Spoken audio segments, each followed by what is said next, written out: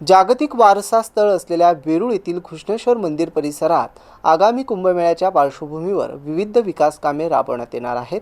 या विकास आराखड्याच्या अंमलबजावणीसाठी सर्व संबंधित विभागांनी समन्वय राखून संयुक्तपणे उपाययोजना कराव्यात असे स्पष्ट निर्देश जिल्हाधिकारी दिलीप स्वामी यांनी आज दिले आहेत। जिल्हाधिकारी कार्यालयात आयोजित करण्यात आलेल्या विशेष बैठकीमध्ये ते बोलत होते। यावेळी पोलीस अधीक्षक डॉक्टर वेणुकुमार राठोड, उपविभागीय पोलीस अधिकारी अपराजिता अग्निहोत्री, उपजिल्हाधिकारी संगीता राठोड, पुरातत्व विभागाचे शिवकुमार भगत आणि पोलीस निरीक्षक DR फराटे यांची प्रमुख उपस्थिती होती। या बैठकीत काही महत्त्वाच्या मुद्द्यावर चर्चा करण्यात आली। कुंभमेळ्याच्या प्रत्यक्ष परवानगीला सुरुवात होण्यापूर्वीच नियोजित विकास आराखड्यानुसार कामे पूर्ण करण्याचे उद्दिष्ट ठेवण्यात आले आहे। यासाठी महसूल, पोलीस आणि पुरातत्व विभागाने एकत्र येऊन काम करावे।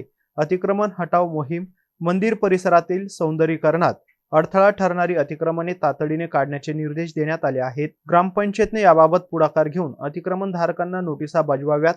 स्थानिक प्रशासनाचा सहभाग, अतिक्रमण काढण्यापूर्वी संबंधित धारकांशी स्थानिक प्रशासनाने संवाद साधून त्यांना विश्वासात घ्यावे, जेणेकरून कामात अडथळा येणार नाही।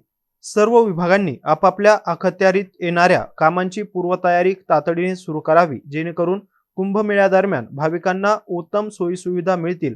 कुंभमेळ्यासाठी येणाऱ्या भाविकांची संख्या लक्षात घेता घृष्णेश्वर मंदिर परिसराचा विकास करणे ही काळाची गरज आहे। सर्व विभागांनी समन्वयाने काम केल्यास वेळेत आणि दर्जेदार विकास कामे पूर्ण होतील, असे निर्देश जिल्हाधिकारी दिलीप स्वामी यांनी दिले आहे। अभिषेक ठेंगडे, MC न्यूज, खुलताबाद।